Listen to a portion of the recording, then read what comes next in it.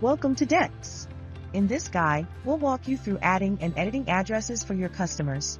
Click on Manage in the main menu, followed by Customers, then enter the customer's name, token, or ID.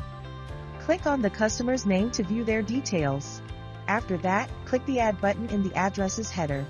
When the address screen opens, fill in the required fields. Check the box to make this the default billing or shipping address. Finally, click Add Address to save the changes.